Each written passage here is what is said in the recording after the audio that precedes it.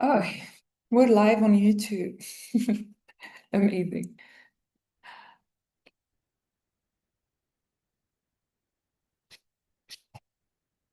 Oh, we're live on YouTube. Okay.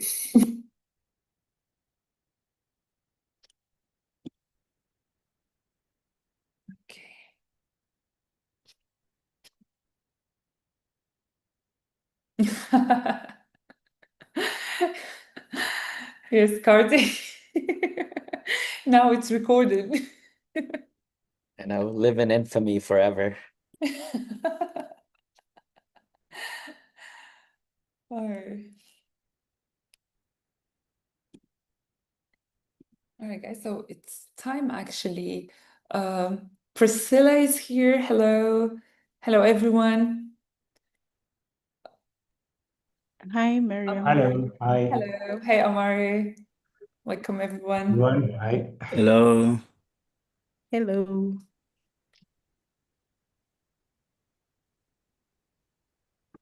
All right, people are joining live on YouTube. Let me start recording in here. We better have options. Perfect.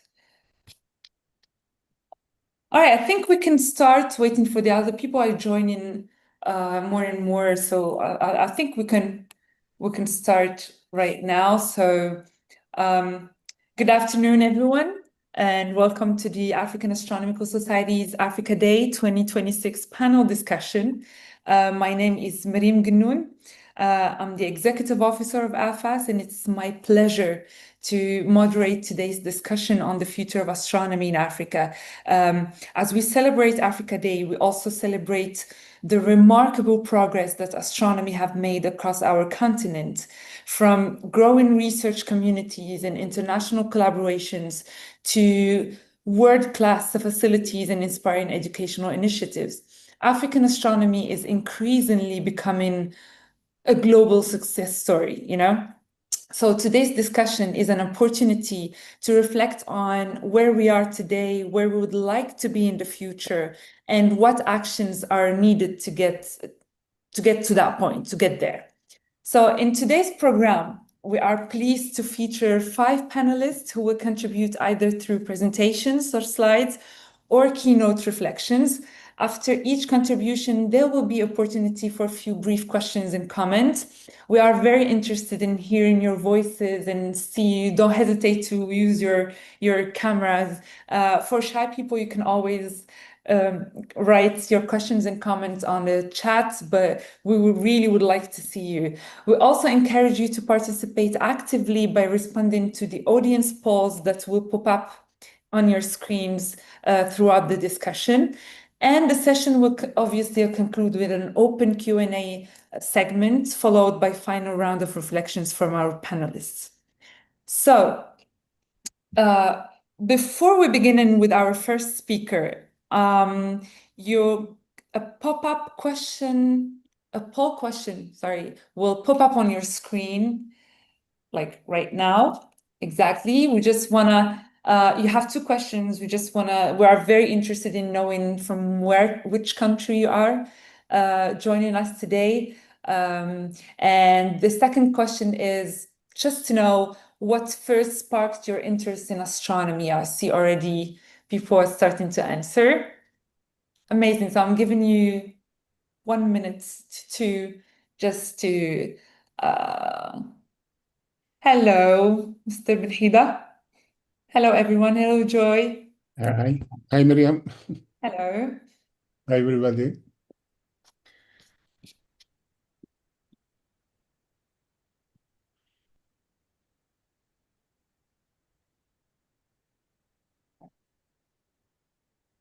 Amazing. So I'm seeing a lot of variety of responses. So yeah, so look, whether it was a teacher, I'm seeing a book, a documentary, night sky, other. It would be interesting to see what actually is the others. So yeah, for whatever reason, actually, many of us can trace our interest in astronomy back to a single moment of curiosity. So I think perhaps one of our greatest responsibilities today is just to ensure that future generations of Africans have also access to those same moments of inspiration.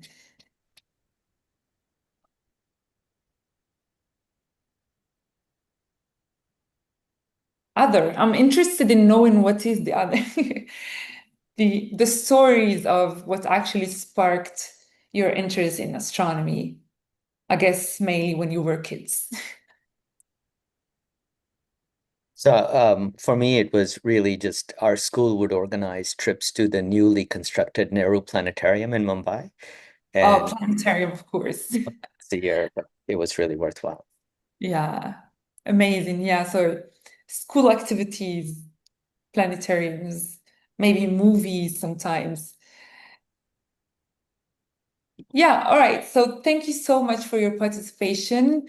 Um, it's amazing to see the varieties of countries actually that are with us today. We're so happy to have you. I'm so happy to have like this variety of people who came to actually for this discussion. So thank you for participating. Without further ado, uh, it's now my pleasure to introduce our first speaker. This is Professor Amari Abebe. He's a director of the Center for Space Research at Northwest University and president of the African Astronomical Society. As both a leading cosmologist and president of AfAS, he has played a central role in advancing astronomy research, education, and collaboration across Africa. So, Professor Amari, thank you for joining us today. The floor is yours. All right, thanks, Miriam, for inviting me and for organizing this panel discussion. So I'm going to share my slides. Is that possible?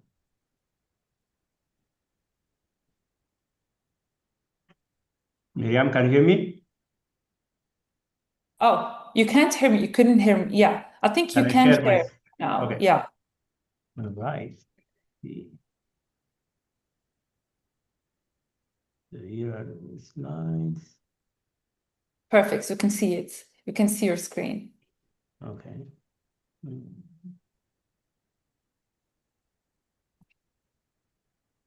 Okay.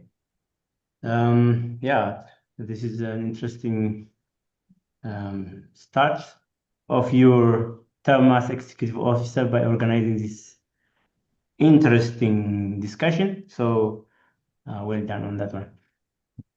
So the future of astronomy in Africa. So I've put some five rather priorities on what I think the future of astronomy and the next generation of African astronomers should focus on. So this is now this whole conversation about the panel discussion started with the Africa Month and Africa Day celebrations. So I'm going to just remind everyone that Africa Day reminds us that our continent's future must be shaped by Africans themselves. That was the whole point of the establishment of the Organization of African Unity in the 1960s and why we were commemorating Africa Month and Africa Day. That happened in May 1963. And Amari, can you go out? Can you go into full presentation mode so we can see your slides better? That was my plan, but I just don't know what is happening. The plan was for me to do exactly that, but I just didn't want to do that. So unfortunately, I'm going to just go with Put it this. under view, under the view button over there. Yeah, right there. We're here. No, on the very top here, next to review, view Acrobat. Yeah, this one here. Yeah, and now you should be able to do full presentation here, right? Yeah, full presentation somewhere. Do you see it somewhere there? The slide. So Nah. Maybe go to the bottom right. See the little screen next to the slide bar on the bottom right? Yeah, right. this one here. Yeah, left. Okay. No, go left. Left Oh, yeah, left that there. one. That one. That one. Okay, perfect. Thank you. Great. So yeah, I was talking about the whole story of the establishment and the purpose of the establishment of the OAU in May 1963, and why we consider May to be African Month and the 25th of May to be Africa Day. So anyways, astronomy speaks directly to the future of Africa's building, scientifically confident, technologically capable, and globally connected and intellectually ambitious continent. And the 5 priorities that I think the next generation of astronomers should keep in mind is to transform African astronomy from participation to leadership, investing in people. We need more people. We need thousands more people calling themselves astronomers in this continent. We need to build institutions that last, and we need to use astronomy as a vehicle for Africa's development. And we also need to engage the world on our own terms. So I'll briefly mention what I mean by each one of these. So the question now is not whether Africa has a place in astronomy, but what role should Africa play? So we now have, world-class sites, astronomical sites, growing research communities, and major partnerships that are already in place. And the choice is what role Africa will play in the next generation of global astronomy. We're investing big in radio astronomy, for example, South Africa's Meerkat, Hera, and the bigger SKA MIDGE infrastructure being set up will, remind us of this very fact. And of course, in the SKA MIDGE, it's not just South Africa, it's a large number of other African countries being involved in that development as well. And we also have the African Millimeter Telescope, which will be part of the Event Horizon Telescope. That's already taking shape in Namibia. We have the VLBI Africa Network, where there are a number of countries involved in that development. We have optical and gamma ray infrastructures. One can talk about the Southern African Large Telescope in South Africa, HACE in Namibia. And of course, we are developing data training and space agencies and infrastructures across the continent. One can talk about, for example, IDEA, the Inter-University Data Institute for Astronomy, that's based in Cape Town, but a consortium of other universities in the South African higher education system. And that will give us infrastructure for computing infrastructure for Africa's future. And we can also mention the OAD, the NAS program, the National Astrophysics and Space Science program in South Africa, the DARA program, and we have other emerging national space programs as well. So in terms of moving from mere participation to leadership in the astronomical sense, of course, we have African astronomy too often framed through capacity building alone, and that remains important, but it's not enough. Africa must also set scientific agendas and lead major collaborations, share policy, host infrastructure, which we are doing, as I mentioned, and define the research questions that matter globally. So the focus here should be on setting agendas, leading collaborations, and shaping policy being of utmost importance, along with hosting infrastructure. Investing in people, Of course, people are the most important assets in making sure that African astronomy thrives. But infrastructures such as telescopes and data centers alone are not going to be sufficient. So students, early career researchers, engineers, technicians, science communicators, especially astronomy communicators and educators, are the foundations of the future. Without stable pathways to astronomy, we lose talent faster than what we can train. Not be the same. Like what is zero for us? That's might not be the same. How do we train the next generation? Of course, we have different platforms, as I mentioned a bit earlier as well, such as the South African National Astrophysics and Space Science Program. This is a national program indeed, but the last 20 plus years have shown that a number of African students have also been beneficiaries, including myself, of this fantastic program that has trained hundreds of astronomers, not only in the South African and African communities. So this is one, and the development in Africa with radio astronomy is also investing big in terms of training the next generation of radio astronomers that will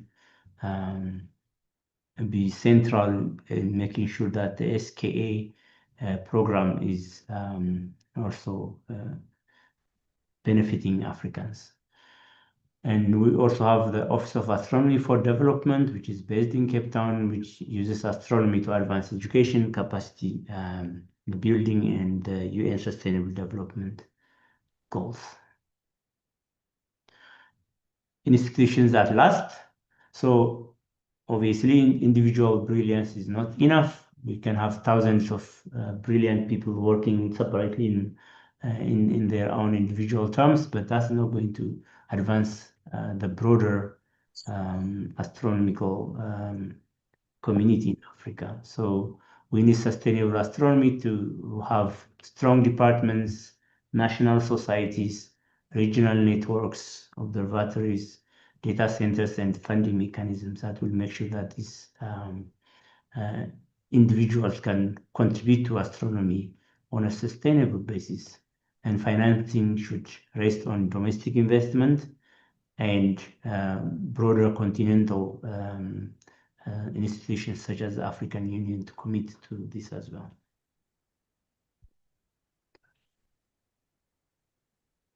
So astronomy should not be taken as just a luxury blue sky science. It can build advanced skills in physics, in mathematics, in computing, artificial intelligence, which is now becoming a very timely and interesting point of discussion. And it also teaches instrumentation and engineering. So it comes with all these advanced skills, not just curiosity quenching enterprise. These skills are not confined to astronomy. They strengthen universities, drive innovation, support space science, and prepare young Africans for the knowledge economy.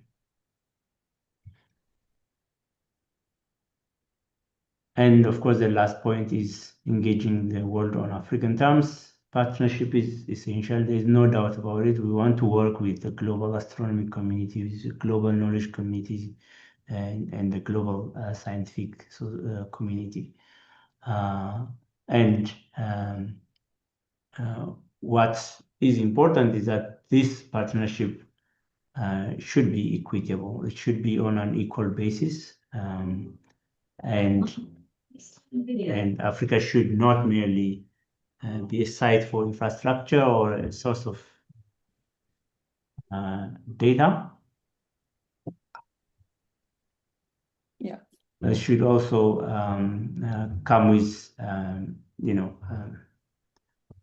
this engagement with the rest of the world in such a way that we set the agenda, as I mentioned earlier, as co-designers, co-leaders, and co-owners of this data and the knowledge that is produced in the astronomy landscape.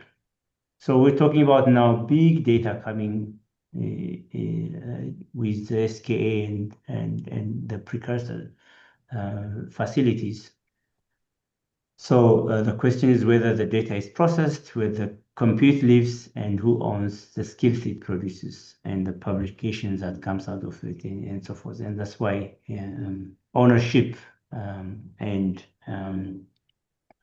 setting the agenda on terms and the issue of knowledge sovereignty, data sovereignty, and all that kind of conversation need to be taken seriously. I think I'll stop here for now, and I'll be happy to engage with follow-up questions later. Thanks. Thank you so much, Professor Abebe.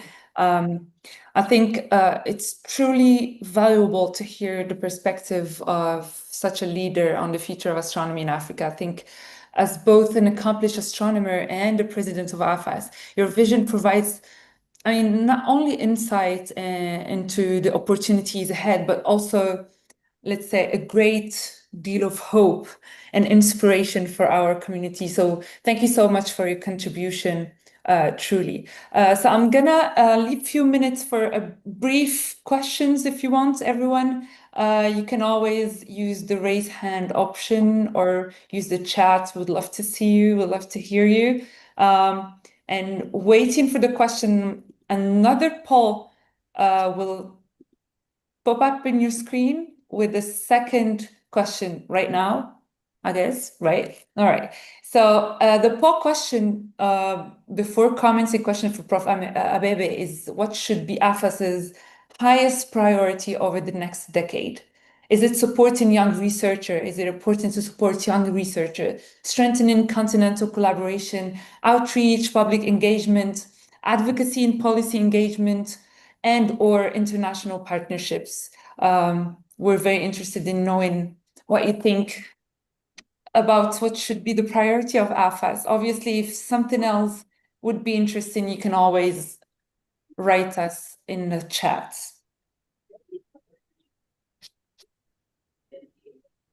Many supporting young researchers, obviously, international partnerships, and continental collaboration, yeah.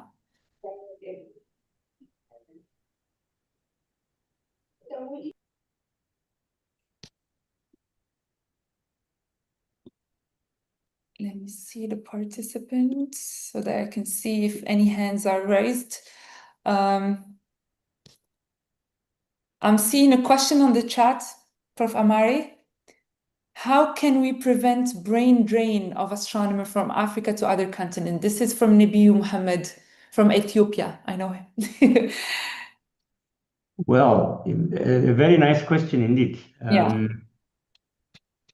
So in order for us to reduce brain drain, of course, we cannot realistically say that we can stop all of top African talent from moving globally, because we're living in an interconnected world now, thanks to globalization. So we cannot stop it, but we can stop, I think, the net exodus of talented people from moving out of Africa through sustainable funding to support their research, to support infrastructure, and to create conducive working environments back home in the respective countries, or in the broader African continent. So if there is the main reason, in my opinion, many talented people go elsewhere outside of Africa to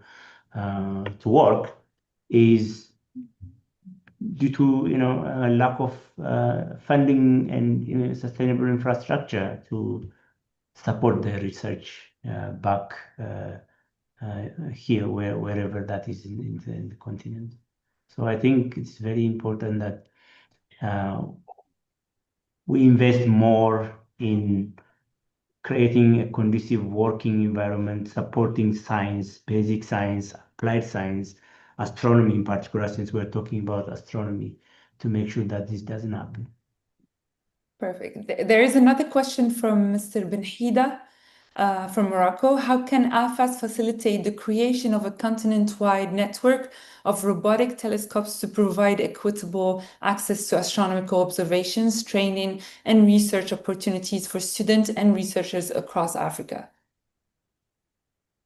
I would be very happy if there's someone else willing to answer this, but all I can say, as the president of AfAS, is that the society will provide as much of resource and technical support through its, scientists, technicians, engineers, as much as we can to make sure that this becomes a reality. But but if there is anyone else in the room that would like to add to this, I would be more than Yeah, happy. of course, it would be great. Yeah. Waiting for other contributions and comments. I have a question actually for you, Professor. I just want to know your vision for, let me just mute. All right, so I wanted to say, like, looking ahead, let's say 10 years from now or 20 years from now, what would success look like for AfAS from your perspective? Right. So for me, success for AfAS 10, 20 years down the line would be if those priority points that I mentioned earlier are realized. There is a sustainable funding for people to do research in the continent. There is a pathway for young scientists to aspire to do astronomy in terms of what to do after graduating with a PhD or with a master's in astronomy. There's a career path for them. Africa is now, I'm not putting myself 10 years or already down the line, and Africa is a respected producer of astronomy knowledge, technical pipelines, and infrastructure that will attract everyone from everywhere else to come to Africa to work and produce more knowledge.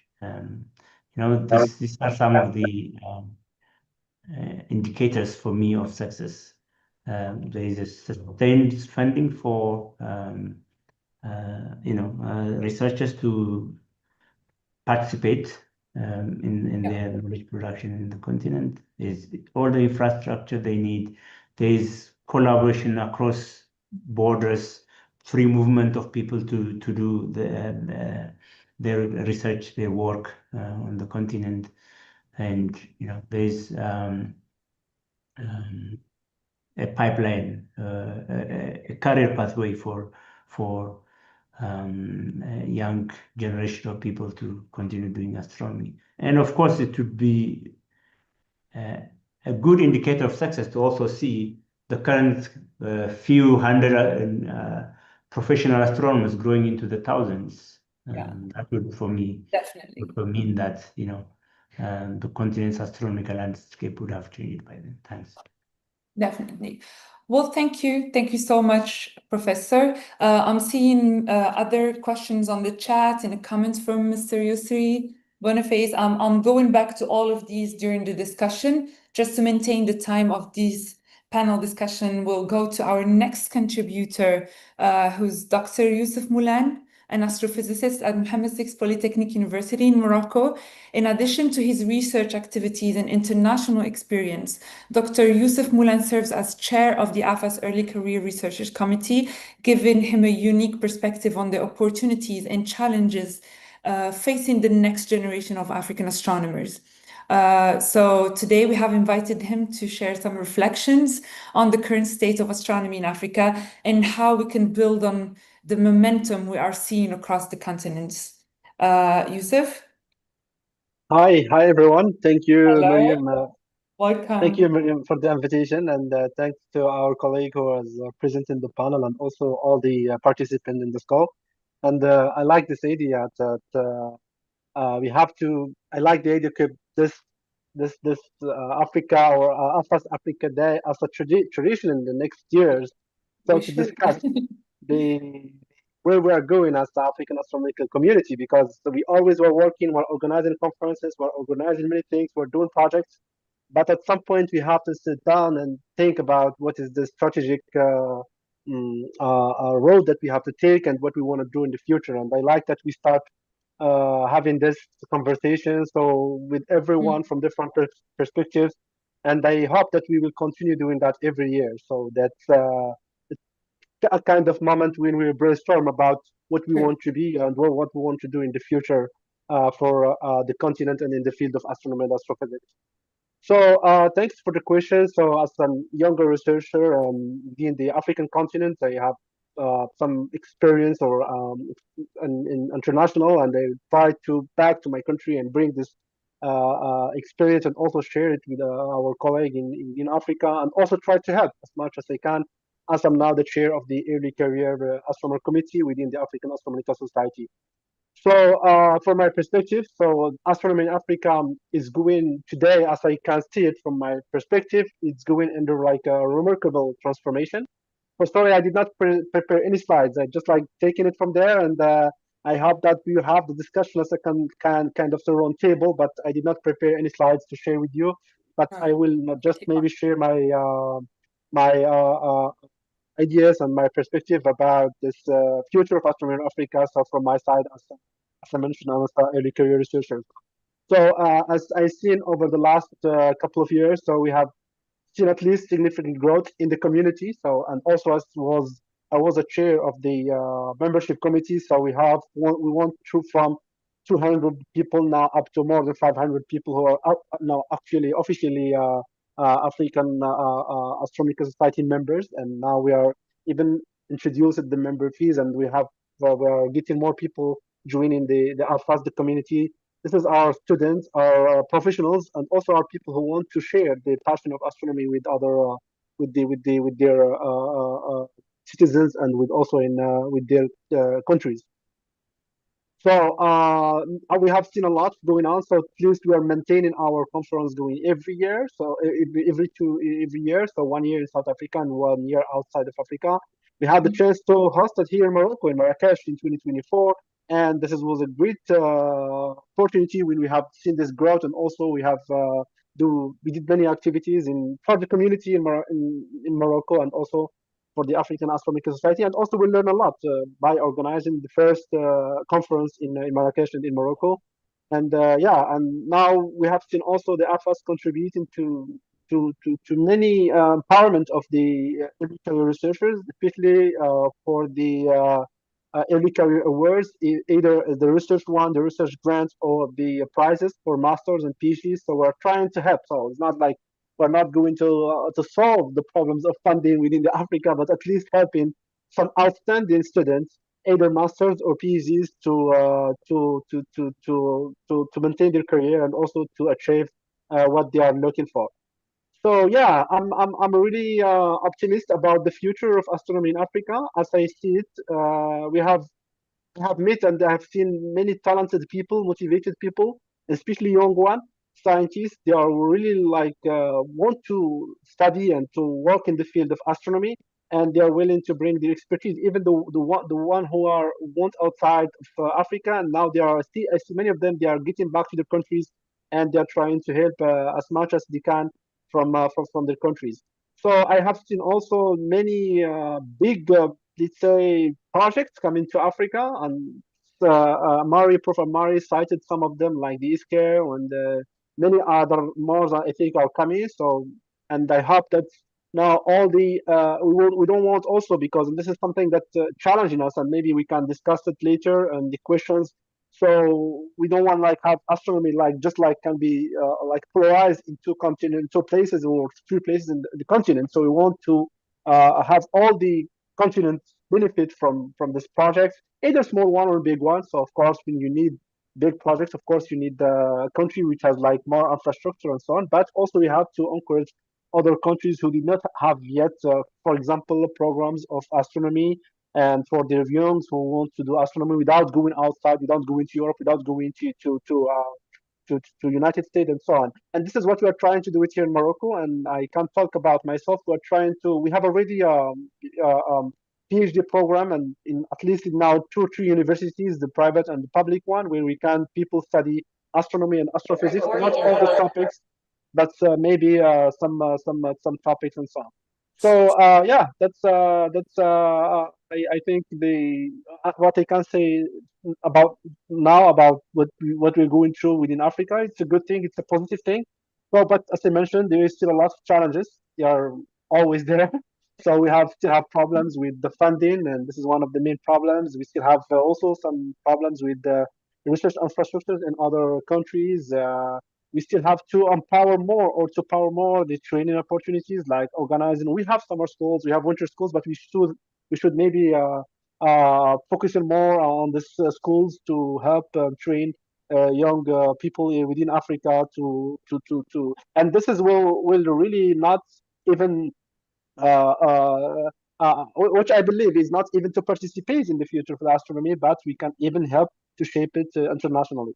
And we'll be happy to back on for the questions if they have any questions from colleagues within this call. Yeah, thank you so much, Dr. Youssef. It's great to see the perspective of a young researcher, an African actually young researcher in astronomy. And obviously, guys, you can actually start raising hands if you want to ask questions. Please participate with us. We would love to hear from you, or use the chat again. And waiting for the questions, it's time to actually the third poll that will pop up in your screen right now. The third poll is: what is the greatest opportunity for the next generation of African astronomy or astronomers for you? Is it increased international collaborations, new astronomy facilities and infrastructure, access to training and mentorship, advances in data science and AI, and or stronger continental networks? So yeah, 1 minute or two for answering the poll. I see we received another question from Theo for the discussion. But yeah, please join the discussion, and if you have one, or let's take one question or two before moving to the next speaker. Youssef, I actually want to ask you a question. Since you are a young or an early career researcher in astronomy, if I ask you, what advice would you give a young African who wants to build a career in astronomy but is unsure where to start and what exactly to do? Oh, Sorry, I'm muted. okay. Yeah, this is the question I got all the time. So even from the people who are asking about that. So I want to study astronomy, and where I can start from, where I have to go, and so on. So it depends first where you are. So we know that some African countries, they have some astronomy and astrophysics program, and undergraduate and graduate ones. So if not, you have to look for the places where you want to go to study that. And astronomy and astrophysics, as I call all the times, it's a global science. It's not like within astronomy and astrophysics, you can do whatever you want in all the sciences. You can study mathematics, you can study physics, astrophysics, you can study chemistry in astronomy and astrophysics, you can study geology of Mars, you can study it in astronomy, you can study biology. Now we are getting to the astrobiology.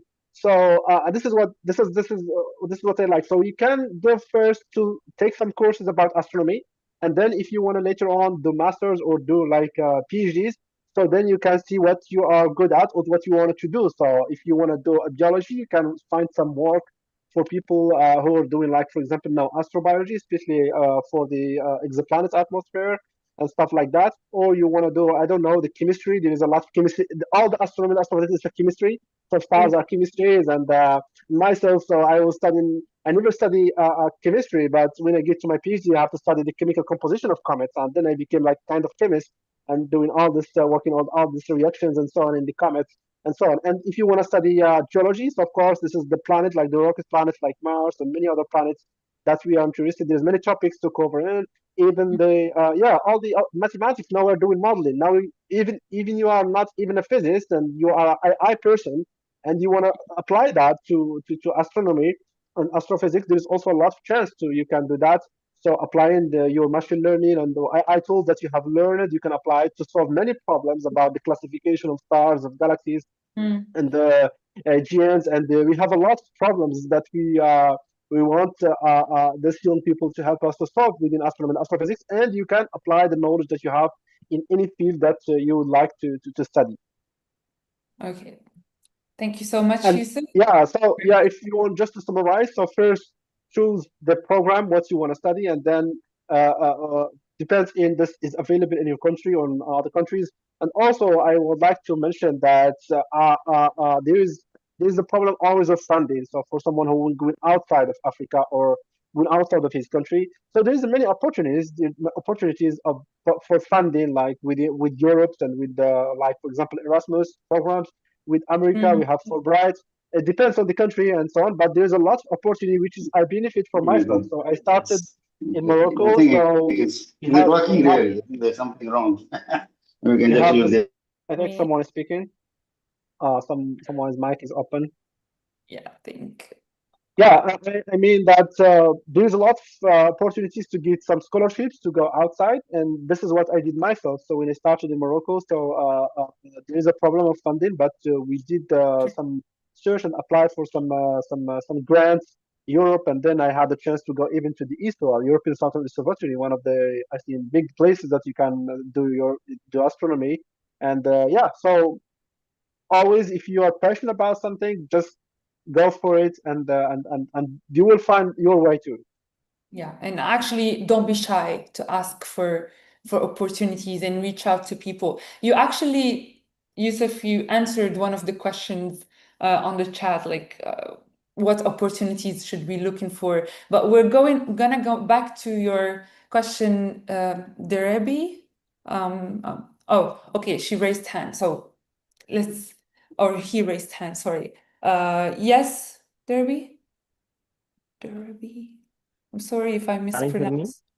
Can you hear me? Okay. Yes. Yes, go ahead. Okay. Yeah, thank you, Yusuf, I think, for the great insight. I really appreciate you really touched great opportunities for amateur researchers and any young researchers who are really passionate about space science and astronomy. So my name is Dorobeda Saling, and I go to my BSc degree in geology from Addis Ababa University, Ethiopia. But now I am too much passionate about involving myself in studying space science and astronomy. But in this area, the opportunities are very limited and on access to education and plus some other constraints are also available. So what do you recommend me now? I'm really passionate about space science, and also I would like to do any MSc program related to space science and astronomy. So, what do you really recommend me, and what kind of opportunities are available for me? Yeah, thank you very much, Rick, for your question. Yeah, this is what the discussion was about. So it depends. I don't know really what's the program in your country. So if you have a really like a master program or a PhD program there. So if not, of course, there is a lot of masters and PhD programs outside, even within Africa or outside of Africa. So that you might interested to apply for. So as I mentioned, there's always this problem of funding. So you might find, you might not, but there is, as I mentioned, there's a lot of opportunities in the site. So you can apply either for Erasmus or for Fulbright, or there's sometimes some convention between two countries about supporting students, or from your government. You can also you can apply for scholarships there to help you to go to study abroad. So yeah, so if you have a bachelor in geology, so you can get access to some masters, and mainly about planetary science, when you can study really planets and study their geology, like for example Mars or Venus or Mercury, all the rocket planets, or even exoplanets, which we did not know much about their geology, but we can really do some simulation about their geology and so on. So yeah, that's the advice that maybe I can give to you. All right, all right. So maybe if you just share us any link that we can access that from your own, for example, something related to your own role, like Okay. any accessible specific any access link. Okay. Yeah. Yeah. So You can also, I will leave my email in the chat, so and then you can yeah. reach out to me, so All I can right. answer you. Yeah, that's what I want. Thanks a lot. I Thank you can very much. Thanks a also lot. Yeah. share Thank you. the panelist contacts with whoever joined our discussion today. Thank you, Derby, for your question, and thank you, Yusuf, a lot for your contribution. So let's keep the type. Oh, wait, let me mute. All right. Thank you, Derby. All right. So our next speaker is someone I really admire and admire the work she does, is Dr. Priscilla Muheki. So Dr. Muheki is a lecturer at Mbarara University of Science and Technology in Uganda and chair of the African Network of Women in Astronomy. Alongside her research, she's deeply involved in mentorship, outreach, and initiatives that inspire the next generation of scientists, including women. And her presentation today is titled Advancing Africa's Astronomy Agenda, the Role of the African Network of Women in Astronomy. So Priscilla, it's your time. Thank you so much, Miriam, for this opportunity to talk to the people.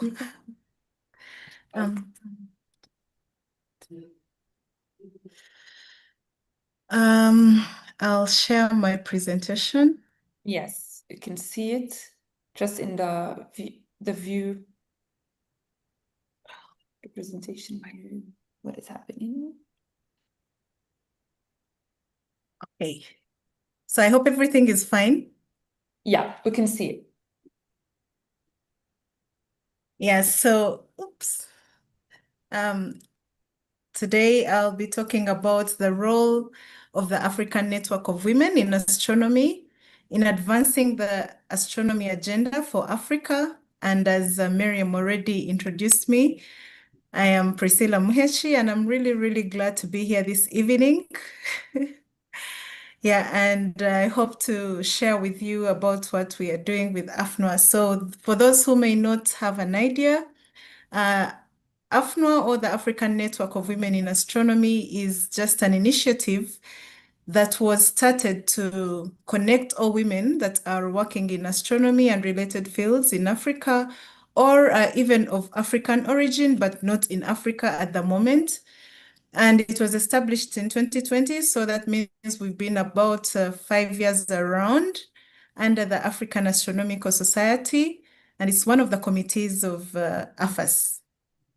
So currently its membership stands at about 200 members, close to 200 members, and the majority of those are actually women, but we also welcome everyone who has or who shares in the vision and the goal of AFNOA to empower women and to help women to stay active in research in astronomy. And also, interestingly, of this population or membership, the majority are the young people. So which means that there is still opportunity for us to actually see very big fruits from AFNOA and also in the astronomy community. And also, interestingly, we have a diverse level of expertise from students to senior researchers, which is very crucial for continuity. So which shows us that we actually have the seed that we can plant that can later, come to fruition and bring forth so much fruit in astronomy in Africa. Why is it important, or why did we think of coming up with such an initiative? We know globally that women compose about a third of the researchers within the scientific community, and this percentage has actually stagnated over the past decade. From a report that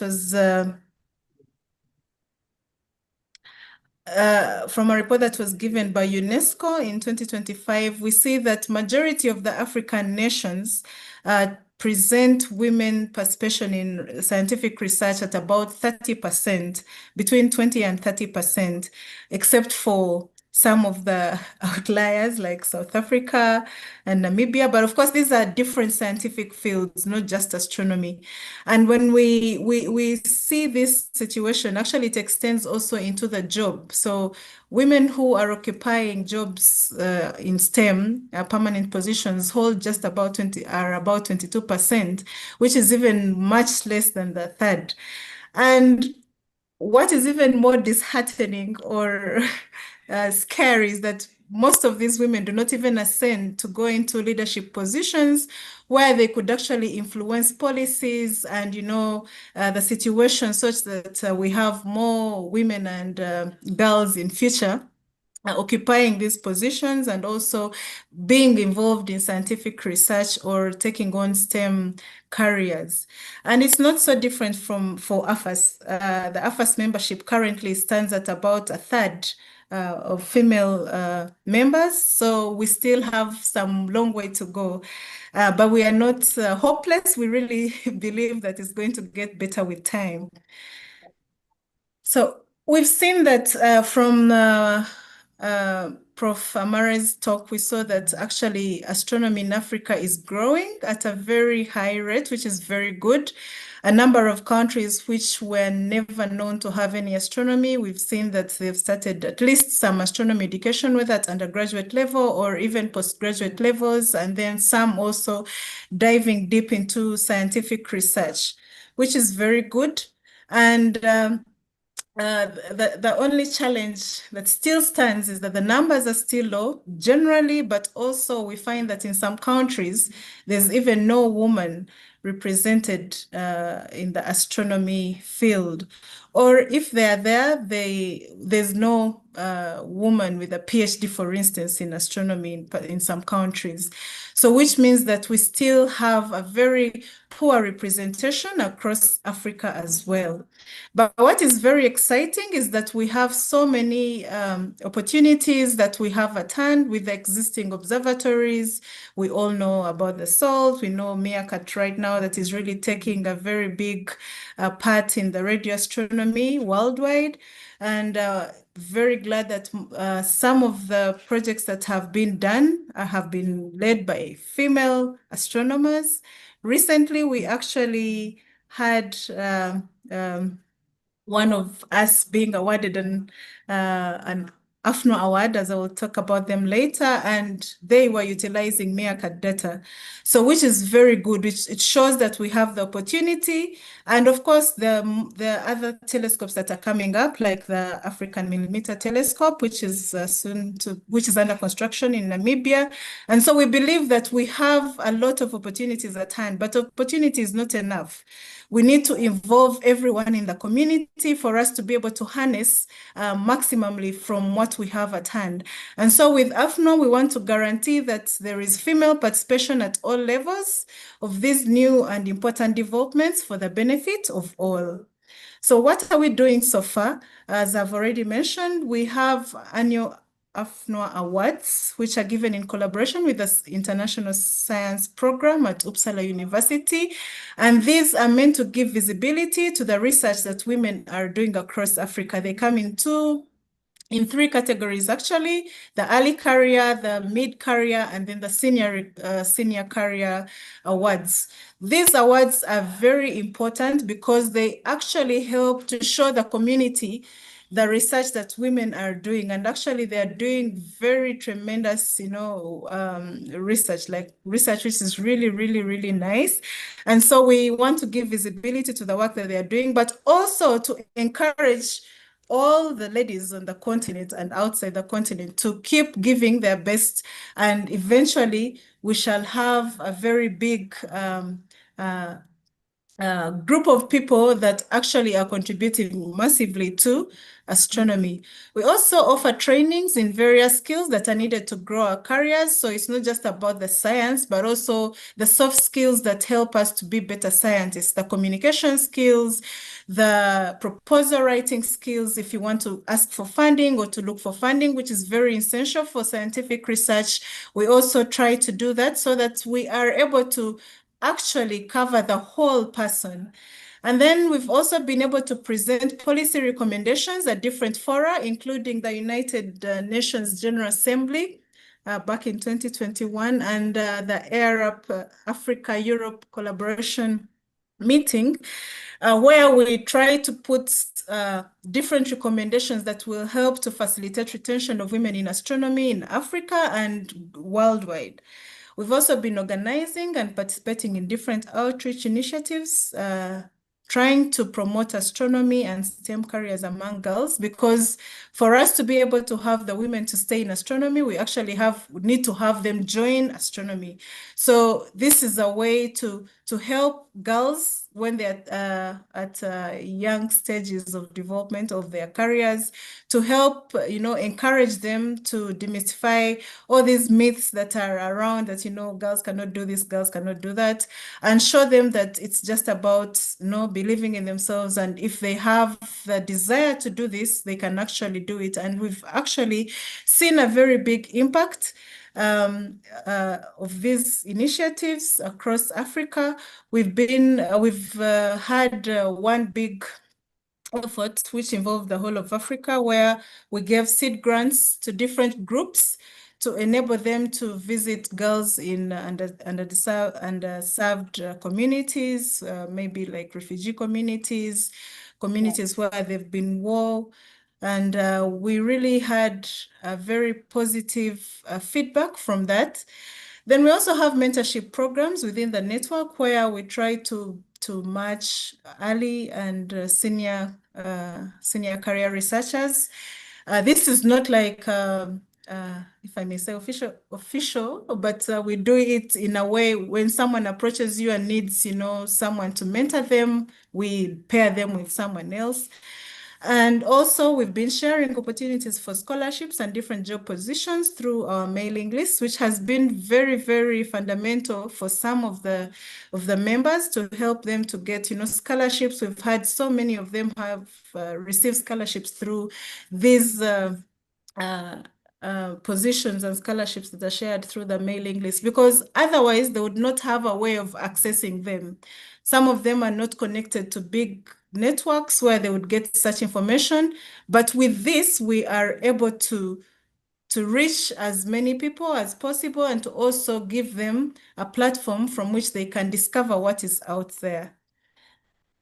So we believe that through these seemingly small steps, eventually we shall reach somewhere so big. And we have big dreams, but we are taking small steps at a time, as any infant organization would do. And we believe that we shall impact very many people in the future. So what's the future of astronomy, and looking at the role that women have? We know that astronomy really depends on our creativity, on our curiosity, new ways of doing things, and most importantly, collaboration. You cannot talk about astronomy and you do not talk about collaboration. So collaboration can be with in small niches or even actually a bigger system.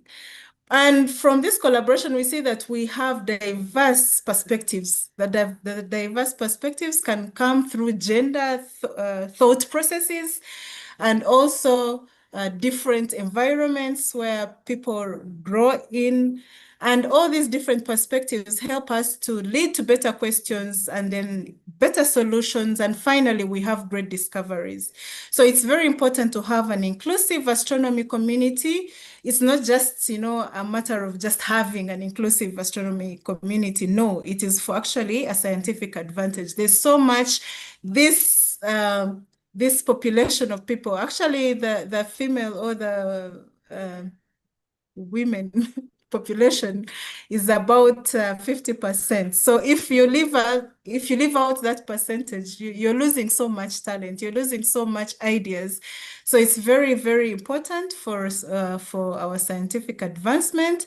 But this actually requires commitment from all of us, from our governments, from all of us educators, from all of us who are gathered here today, to actually reach out to the population, to the communities, and show the girl that actually you can do it. You can do it as well as the other male counterparts. Finally, allow me to wish you a happy Africa Day. And in my language, we have a proverb which goes that those who do not share one heart cannot buy a bull. If we do not all buy into this, we cannot really advance so far in terms of growing astronomy on our continent. We need that population that has been underrepresented for so long. And once we bring it on board, we shall go very far. So thank you so much for listening, and I'm glad that I got this invitation. Thank you so much. Thank you so much, Priscilla, for this amazing contribution.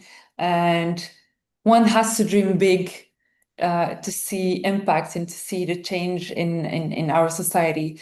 So if you have, guys, questions, or obviously you can raise your hand or write in the chat. I already have some things in the chat, sorry. So before going to that, I'm gonna launch the fourth poll. They will pop up in your screens. What is the biggest barrier preventing more young Africans from pursuing astronomy for you? Is it lack of awareness, limited funding, limited access to training? Do we have enough role models in the field, or limited career opportunities? And obviously, if you have more options, you can always participate in the chat. So I'm seeing Jamal Mimouni. Hello, Jamal. He said he didn't see on the male-female ratio like North African countries. Do you have any information about that? He believes that may change the picture you draw, although the global inference you brought is still there. Is there any way we can know, like, include the North African countries in that, ratio? Unfortunately, right? Unfortunately, I do not have that data. Yeah. What I got actually is from the UNESCO report, and some countries are not actually represented because probably they did not get people participating in the survey.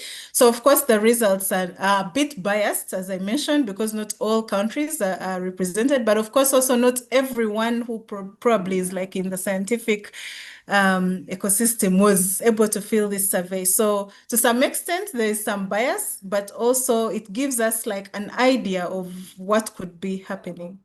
Sure. So thank you also, Nabiyu Muhammad, for your question. I'm gonna go back to it for the discussion.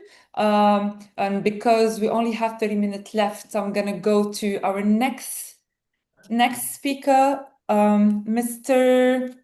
Hubert Matebula. I hope I'm pronouncing it well. Mr. Hubert serves as Deputy Director for Radio Astronomy Projects at South Africa's Department of Science, Technology and Innovation, and has played a key role in major initiatives including the Square Kilometer Array and the African Radio Astronomy Program. He's gonna give a keynote reflection on Stars Align for Africa, the SKA Astronomy Revolution. Hubert, thank you for joining us, and the floor is yours. Thank you so much, Miriam. Thanks for this opportunity. You're welcome. Hello, Miriam, can you hear me?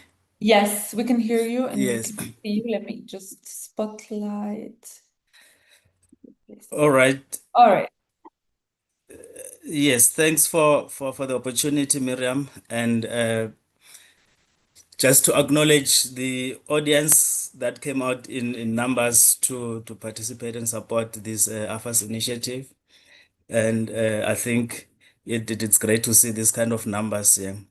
So my talk today, I will reflect on the transformative potential of the SKA project, as well as the Africa Radio Astronomy Project, which we formerly called the AVN, on the developmental potential of these projects in the region. Miriam, can I request to switch off my video just to conserve bandwidth? I think Yes. the audience has seen my face. Okay. Okay, Thank no you. problem. If you allow me to do that, yes. So yes, So yeah, as I was saying, as we celebrate Africa Day today, I'll be reflecting on the transformative potential of the SKA as well as the Africa Red Astronomy Program, which we formally refer to as the African VLBI Network Program. So the strategic shift from just the focus on the African VLBI Network Program and looking at a more holistic approach in terms of approaching development in Africa through encompassing all activities within radio astronomy. That signals a strong intention to drive inclusive regional development through the use of astronomy in Africa. We all know that Africa boasts a rich astronomy heritage from ancient astronomy sites and observations and so forth, and to modern facilities that we have today. But I guess you'll all agree with me that the successful bid to host the SKA project, which awarded the mid-frequency array to be hosted primarily in South Africa, marks a pivotal moment in the development of astronomy in Africa. So the award of the hosting rights, which of course was based on a strong bid that was launched by South Africa and its partner countries, which are Botswana, Ghana, Kenya, Madagascar, Mauritius, Mozambique, Namibia, and Zambia. It positions the continent of Africa as a global leader in radio astronomy. The SKA, which of course is by far the largest radio astronomy undertaking, both in scope and in budget, of course, it will feature thousands of antennas across Africa and Australia, and it will deliver unprecedented sensitivity and service speed. So this project, of course, together with the AVN, once it is established, they're not just going to be instruments for scientific discovery. They are instruments that will drive human capacity development, technology, and also socioeconomic growth. And I'll demonstrate as I proceed with my talk how the SKA contribute in these areas. So the process to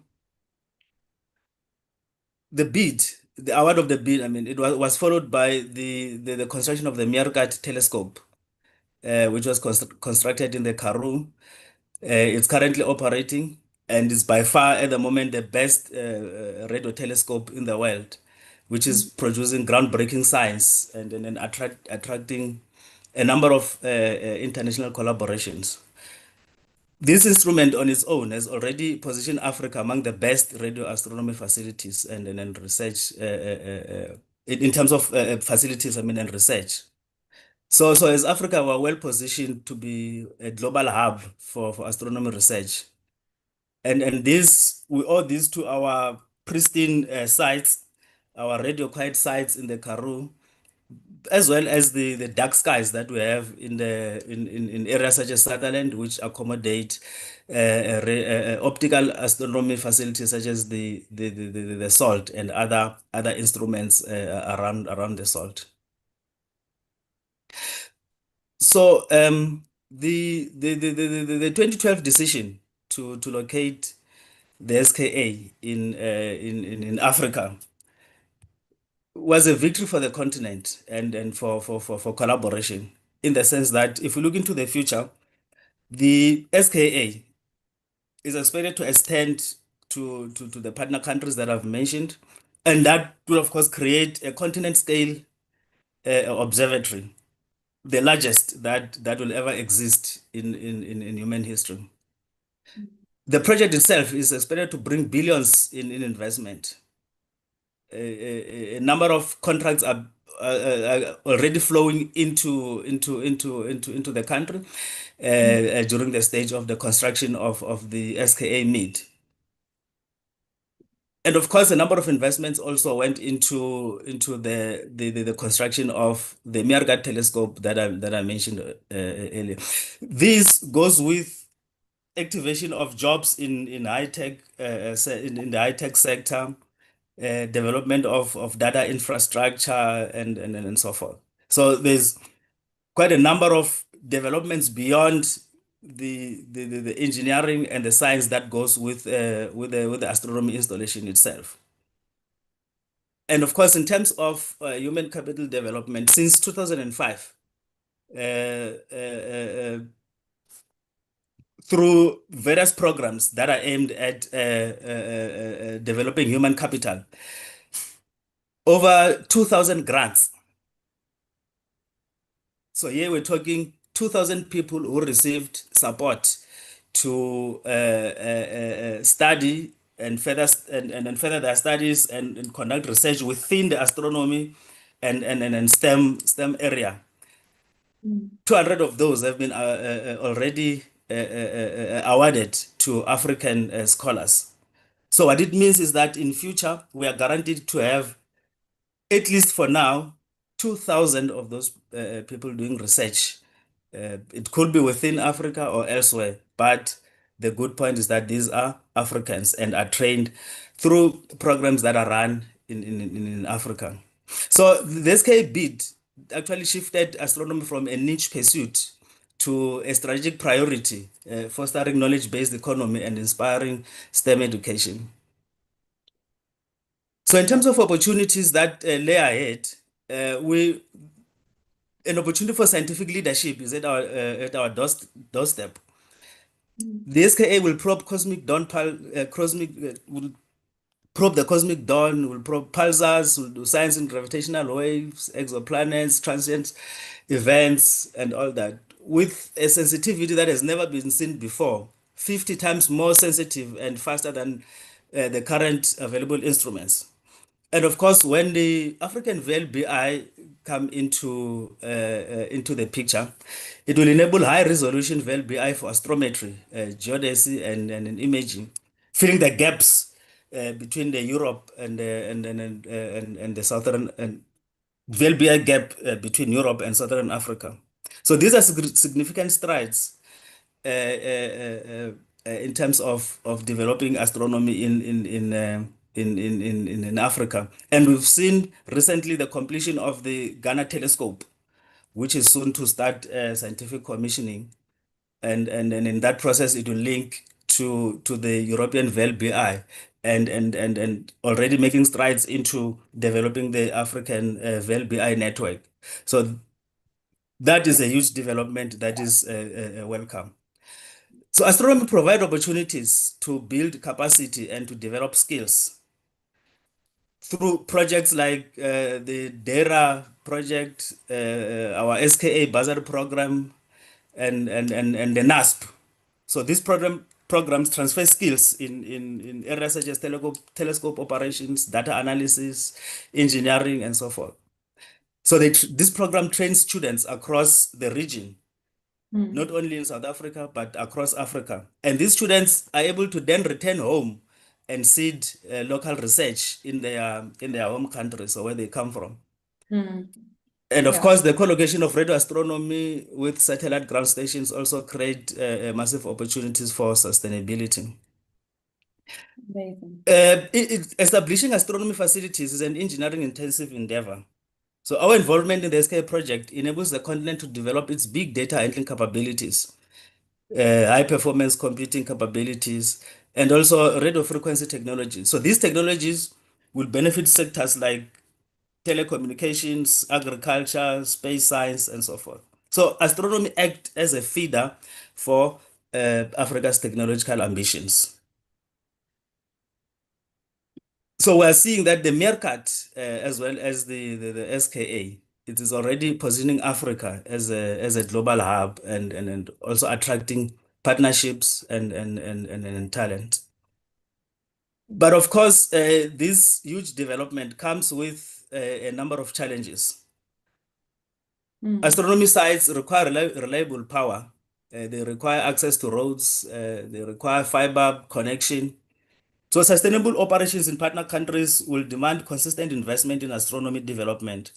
But of course, initiatives like the co-location stands to offer solutions in terms of sustainability. There is also a big challenge of radio frequency interference, where we now see an expansion of low Earth orbit satellite constellations like the Starlink, which threaten astronomy observatories. So we need a strong continent-wide regulatory protection mechanism to protect our astronomy sites and facilities. Well, training is progressing. Retaining top talent and building critical mass in all partner countries is challenging amid competing priorities. And the question has already been asked in this regard. There are issues of land use, also heritage management and equitable benefit sharing of resources and so forth. These require ongoing engagement.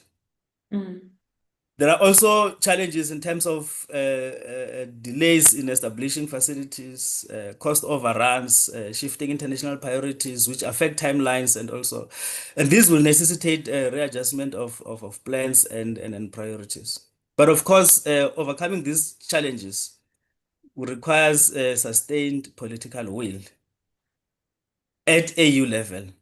I think we need political will at that high level, so there is coordination and there is diversified funding and also leadership. So as I move towards conclusion, yes, in terms of what we can do as Africa to leverage the opportunities to leverage and maximize on the opportunities that are provided by the SKA and the Africa Radio Astronomy Program. In terms of human capital development, we need to scale bursaries. We're speaking about 2000, we want more. Looking into the future, we want Africa to have the largest number of scientists and astronomers because we are hosting the largest astronomy program. So we need to ensure that more universities offer programs in astronomy. And then also develop local manufacturing and maintenance expertise so that we can take care of our own instruments. Also, in terms of data science and computing, we need to invest in high performance computing and AI for SKA's massive data volumes. So we need to build and strengthen our Big Data Africa program. Yeah. And also we need to focus on policy and sustainability. So we need to strengthen RFI protection, to strengthen our governance frameworks, revenue models. We will effectively need to embed astronomy in our national development plans so that astronomy becomes part of our development trajectory as a region. And of course, we can't leave behind collaboration. So we need to deepen Pan-African ties, multi-wavelength synergies across optical and gamma and across all wavelengths within the astronomy. Yeah. And we need to strengthen global partnerships while we ensure that Africa continues to be a leader in science. So in conclusion, we can all appreciate that the African SK bid was more than just a hosting win. It actually catalyzed the renaissance in African astronomy. So through the SKA and the African Radio Astronomy Program, the continent has gained a world-class facility. It's gaining skills, prestige. This will drive scientific breakthrough and socioeconomic development for generations. So of course, I've mentioned challenges that exist, but with strategic priorities, collaborative spirit, and investment in people, Africa can lead in unlocking cosmic secrets while building a brighter terrestrial future. So the stars are aligning for Africa. Let's seize the moment and push for Africa to develop. I thank you. Thank you so much, Mr. Hubert, for your insight and your perspective. I'm very happy to see that people are engaging already on the chat. But because of time, I'm gonna launch the last poll for a couple minutes. What do you think astronomy can contribute most to Africa's future? Waiting for your questions. Obviously, you can raise your hand or participate in the chat. I see also Mr. Jamal Mimouni having a comment, but we're going back to there. So waiting for your participation in the poll, you can always write your questions on the chat and I'm moving directly to our final contributor, who's Mr. Declan Kiran. Declan is a founder and managing director of ISC, Intelligence in Science, and has spent decades working at the intersection of science policy, innovation, international collaboration, and research funding. He has also been closely involved in strengthening scientific relations between Africa and Europe and supporting major scientific initiatives involving Africa. Welcome, Declan. Thank you, Miriam. Good to be here. Hello. Great to be here. Good to see you. Good to see you too. Yeah, the floor is yours for a couple of minutes and we'll go to the discussion with the audience. No, thanks indeed. Well, really, I mean, just in the interest of full disclosure, I'm not a scientist. I'm not an astronomer. There's many things that I'm not, but as you say, my main focus of interest is creating an enabling policy environment for science, and increasingly my focus has been on Africa for about the last 15 years or so.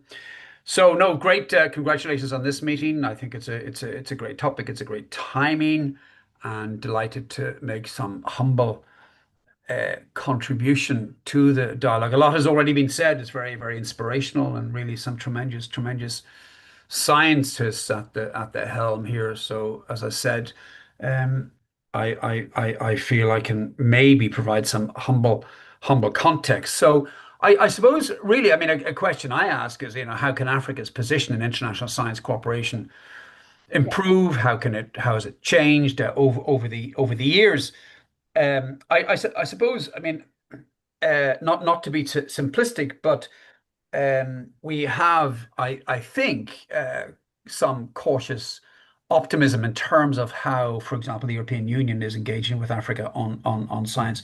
And I say that for a couple of reasons. One is because, yes, you look out the window and we're aware of geopolitics and all the rest of it, but there are some unintended consequences to that, and I think some of those unintended consequences can potentially be positive. But the point I would point to is the increased awareness of African scientific leadership. Now, I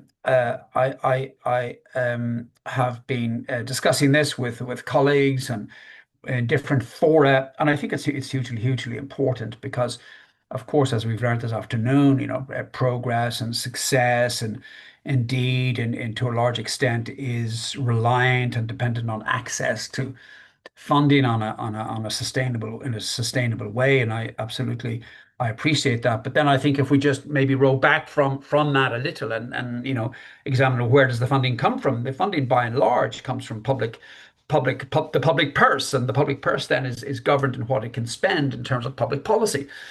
And that's why over the last couple of years we've been very focused on creating an enabling public policy environment, and I think that's where Africa is beginning to shine.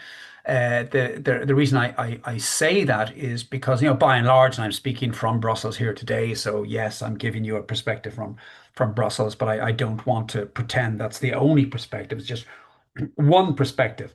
But everything is about context, and as the European Union sits down this year and a bit of next year to design its funding priorities over the next 10 years, I feel that Africa can be hugely optimistic about the potential for increased collaboration. And by increased collaboration, I do mean access to funding. But as I said, before you do the funding, one has to build the cooperation, build the trust. And I think that is happening. But in that, African scientific leadership, it's definitely becoming more prevalent. I think it needs to be promoted. It needs to be promoted within the policy context. And I think this is what we're beginning to see. And a very immediately recent example is, of course, the Ebola outbreak. And immediately you're finding very interesting discussions on vaccine capacity building, manufacturing, and related science. But that's now increasingly coming from the point of view of scientific leadership from Africa. That wasn't the case, a decade or two ago. That was very much a situation where pandemic preparedness and the responses was dictated to Africa by whether the European stakeholders or United States stakeholders. But now increasingly Africa is seen as in charge, if you like, of its own destiny. So I think that has to be understood much better outside Africa in places like Brussels. And the reason it's important is very, very obvious, because I think if we can increase awareness about that scientific leadership, that is not something in the distant future. It's here, it's today, it's now, it's existing. And I think that matters in terms of global science. And I'm talking about African scientific leadership, not just in terms of Africa, not just in terms of Europe and Africa, but in global terms, scientific leadership, scientific leadership matters at a global level. And again, clearly we see this very relevant, and a very good example of this is the SKAO. And again, a fantastic example of leadership, but more on that in just a moment. But I think in terms of Africa's position in international science, I think that leadership is becoming prevalent. I think it's there, but it needs to be reinforced. And one way it needs to be reinforced is, and again, this is something I can be sometimes a bit preachy about, so forgive me, is that Europe has really dictated the way science is funded in Africa, with Africa, however you wish to phrase it. But I think Africa needs to push back on that and demonstrate its desire and demonstrate its capability to be a co-designer of future policies. And this is why I reference the context we are in at the moment, where the European Union is deciding its next 7-year priorities. It's called the Multi-Annual Financial Framework, and that covers many aspects or not many, all aspects of European Union funding. And in that, yes, we have the science stuff, and you'll be familiar with that. You'll be familiar with the Horizon Europe Framework Program and its successor. But I think it's hugely important that we understand that science is not only present in the framework program, it's present in many other areas as well. Maybe less formally, maybe less in a less structured way, but it is there. And the two cases I would point to is the global development funding of the European Union and the projected spend by the European Union on AI. There are other areas as well in terms of global health that are not under the strict science program budget and headings, but are areas where we're seeing increased relevance of science, increased funding for science. And again, I'm pointing this out because I see a huge opportunity for Africa to be very involved in these future plans. And this is what leadership is about. And many things need to happen before the funding does what funding does. For example, in terms of compliance with various regulations, and compliance with standards and processes and procedures, the ability, of course, to manage and develop and manage proposals. I mean, all of these, if you like, collateral activities are very important to get right. And I think a very important aspect of that is building international relations and collaborations, following a much stronger policy base. So I see that as an immediate, huge opportunity. And obviously it's something I'm championing with many other African stakeholders. And I think at a very practical level, we're seeing the impact there. We're seeing the stakeholders submitting amendments to legislation. For example, we're very familiar, you will be as well, with many policy level discussions and dialogues, and that is absolutely wonderful. However, if that doesn't translate into optimization of legislation, well, then I think we're missing a trick, we're missing an opportunity. So that's where I would see a huge opportunity in future. And this is why collaboration, we talk about collaboration, it is a scientific collaborations, but it's collaborations at many levels. And that's why I think successful international partnerships are so important. And again, I think the leitmotif here is African leadership, African ability to take a lead, to design the future, to approach the future, to come up with solutions, to propose solutions. This is all, it's not a science, it's not linear, it's not predictable. And this makes it, of course, challenging, but that's why we do it. And I think we can see the results of that very quickly. And when I'm talking about international cooperation and partnerships, I repeat ad nauseum that don't wait until you need a partner for a proposal to go looking for partners. That really can end in tears very often. I encourage the community, the scientific community in Africa, and of course their counterparts in Europe, to invest energy and time at a very early stage. As I said, when you don't need a partner, that spend time at that point looking for partners, trying to identify and build relationships and build trust, and then they will bear fruit, because it's a two-way street. You know, they will need you, you will need them, and I would see that really, really growing. And again, just going back to the, you know, the SKA, and again, not speaking as a scientist, but listening to Hubert earlier, you know, that you know, has been and very much, you know, depends on extensive networks, translating those networks into common activities, collaborative activities, and then advancing the science around that. And that's an ongoing capacity. It's an ongoing need, and I think it's very, very important that that happens. And then just again to point to evidence, just you may or may not be aware that the SKA is actually started life as a European Union ESFRI, European Strategy Forum for Research Infrastructures, which is a category of research capacity building of the European Union. And in that roadmap, in that strategy, there are 67 research infrastructures. And I surveyed them last year, and I said, how many of these research infrastructures, how many want have an African partner? And none of them have an African partner. Then I asked them, would they like an African partner? 98% said they would like an African partner. And my third question was, of those who want an African partner, do they feel the African partner can improve their outputs? And 100% said yes.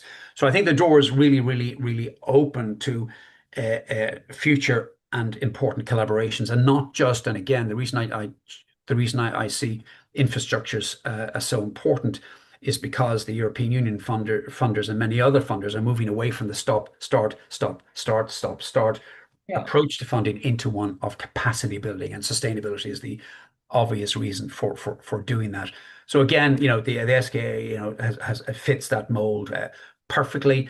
And again, if you look at the SKA, it's as far as I know, it's one of the only European Union of these 67 research infrastructures covering all areas of science. It's the only one that has achieved the status of an intergovernmental organization, a treaty-based scientific activity. And I think this is a huge credit to what I'm talking about, you know, a couple of minutes ago. African scientific leadership, absolutely incredible. Now, of course, I do realize the SKA is not so much an African project with the Australian partnerships and all the rest of it, but certainly I think African leadership, you know, is the reason it is there. And it would be remiss of me if I didn't note Dr. Bernie Fanarov's presence here today, because of course a lot of this is a result of his leadership, his inspiration, his commitment, his determination, and many other qualities, which again are absolutely vital. So I think his example, I think is going to be hugely important for many years to come. So I think in this capacity space, I mean, Africa really has an opportunity, and I think has the ability to demand cooperation. Because as the European Union advances global science, what does global science mean? Does it mean cooperation with the United States? Not so much. Does it mean cooperation with Russia? Not really. China has its challenges. So there you see an opportunity for Africa to be at the front of the queue. And when it comes to building research capacity, building research initiatives, and of course, access to funding. And I think when it comes to funding as well, I just would encourage this community to think beyond, you know, structured scientific funding proposals in the likes of Horizon Europe, and look towards development finance, and eventually the role of the philanthropic sector and the private sector in this space, because they are emerging. But of course, that emergence maybe doesn't mean anything if then it isn't turned into opportunity. So that needs a lot more dialogue. It needs a lot more engagement. And I think what we've been trying to do with the Africa-Europe Science Collaboration Platform, Europe, is not have funding, not have meetings about the next call for proposals, but have meetings about how you create this enabling policy environment that does, in an ideal world, everything that I've been talking about. And you're beginning to see evidence of this in many spheres. And I've spoken about biomanufacturing, I've talked about vaccines, but I think with astronomy in all its flavors, then you have really a horizontal cross-cutting science that contributes to many areas of societal development and development in more traditional sense of the word as well. And I think that needs to be recognized. And again, it comes back to leadership. I think the policy environment needs to be enabled. And again, that comes back to leadership. I think that's reflected also in the emergence and determination of many governments to create regulations which impact science. I'm talking about AI regulations, I'm talking about data privacy regulations, and they all impact how science is done. And the scientific community in Africa needs to not just respond to these developments, but create leadership responses to these developments and set out its own agendas. And I think that is where we're going and where we're seeing opportunity. Sorry for the sore throat. So I think, Miriam, I will leave it there for the moment, and just to congratulate you on this meeting. Thank I you. think it's a wonderful conversation, and thanks for your leadership on promoting this. And I think Africa Day is a wonderful time to focus, obviously, on Africa, but not just on Africa, full stop, on Africa in this global leadership context. So thank you again, Miriam. And thank you, Mr. Declan, for being here. It's so insightful. It's so important to also see the international perspective, in this case, Belgium perspective, but overall international way of seeing what is the future of astronomy in Africa and how internationals see it. Thank you so much for your contribution. I'm very sorry to everyone for like extending the time. Thank you for accepting to extend the time. I think we all need this discussion. We need to talk about our future as astronomers or scientists in general in Africa.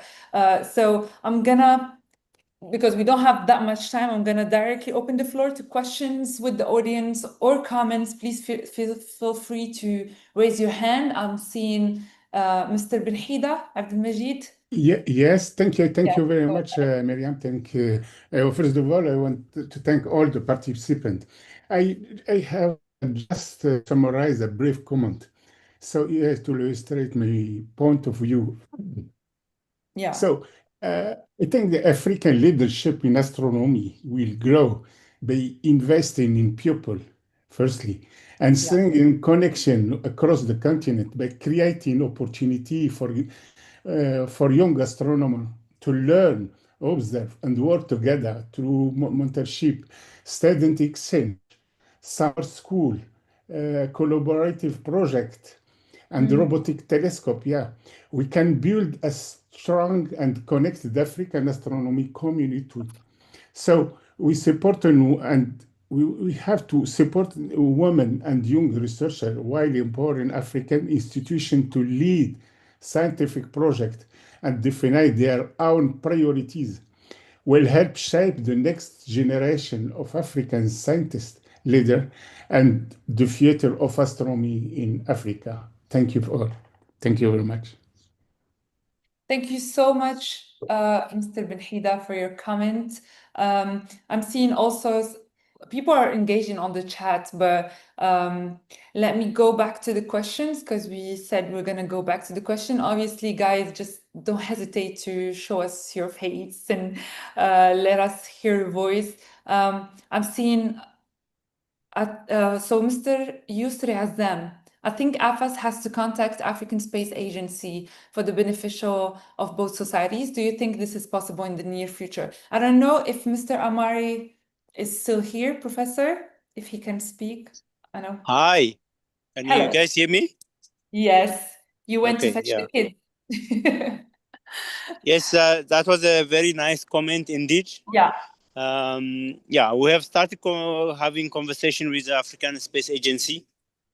We did have one meeting with the president of the agency, and we're now, following up on things that arose during that discussion. So that's indeed in the pipeline. Yeah. We're very much aware that the strategic partnership with the space agency is very important going forward. Yeah. Thanks. Thank you, Professor. I'm seeing a lot of comments. Mr. Bill Tomlinson also, thank you for your contribution. Priscilla has already answered the question. Yes, Mr. Jamal Mimouni, there are many funding opportunities on paper, but on the ground, it didn't percolate into funding specific projects throughout the years. I believe most of the money, if not all, goes back at the end of the cycle in the Brussels Fund. So what is the use of all that? Very strict regulations are tying the hands, and we come at the end empty-handed. By the way, you mentioned SKO, but it's an absolute exception. Yeah, so Jamal is still here. You can always. I am actually. Hello, hello, Mr. Jamal. What can I say? What can I add more than what I have written, by the way? Just to decline to mention how it works for Africans, because throughout the years, that has been the situation. I've been since I'm president. I have read so many of those great opportunities or those great initiatives coming from Brussels. Nothing has come to a ground. I mean, it's maybe so. I do not know. Can you give me a direct answer? Decline. Why it doesn't work? Why nothing has come? I mean, on the ground on all those great projects, the AU with the Africans, it never worked. I mean, as far as I know, as far as I have noticed. I mean, sorry to be direct, but let's go to the heart of the matter. No, Jamal, thank you very much. No, it's always good to be direct.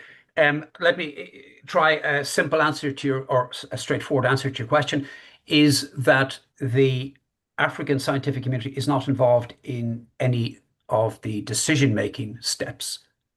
The relationship, the science relationship between Africa and the European Union is project-based. It is not policy-based.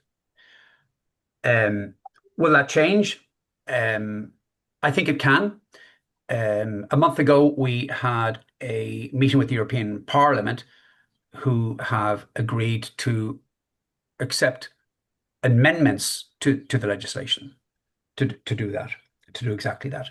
But you're right. I mean, it's, you know, the relationship hitherto has been very, very project-based. It's been very, very challenging. But I see a different approach. If you look at the forthcoming Irish presidency of the European Union beginning the 1st of July, I can't quote anybody, but my understanding is that they want to translate the relationship into Africa into one which is a co-investment, is moving away from a transactional relationship and is moving away from a project-based relationship. But yeah, so I think there's two issues. One is the relationship is project focused. Secondly, African leaders are not involved in the decision making, which I spoke about earlier on, i.e., the decision makers on the European Union policy priorities are the European Council of Ministers and the European Parliament, not the European Commission. That's the implementing body. So I think this has to, and it can change. Rather, it's the only way things will change. Thank you. Okay. Thank you so much, Mr. Jamal Mimouni and Mr. Declan.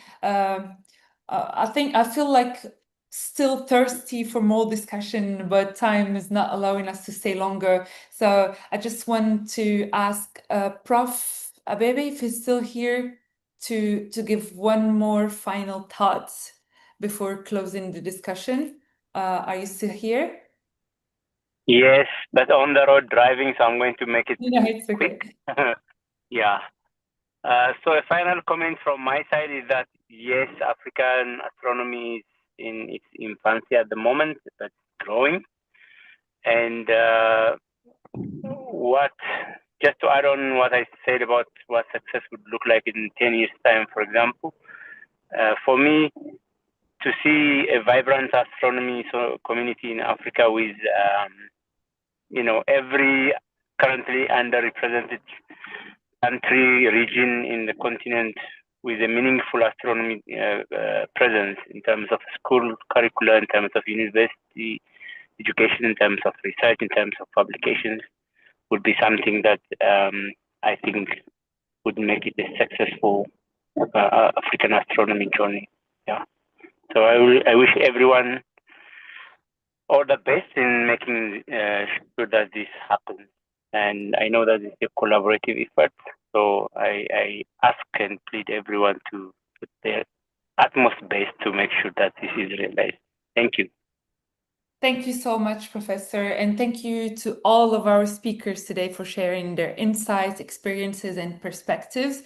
Thank you to everyone who joined us today and participated through the polls, questions, and discussion, whether it's in Zoom or YouTube Live or Facebook. Thank you so much for joining us. On behalf of the African Astronomical Society, thank you for celebrating Africa Day and Africa Month with us. So we look forward to continuing this journey together, continuing our discussions here to more opportunities to discuss on the future of astronomy in Africa. Thank you and goodbye.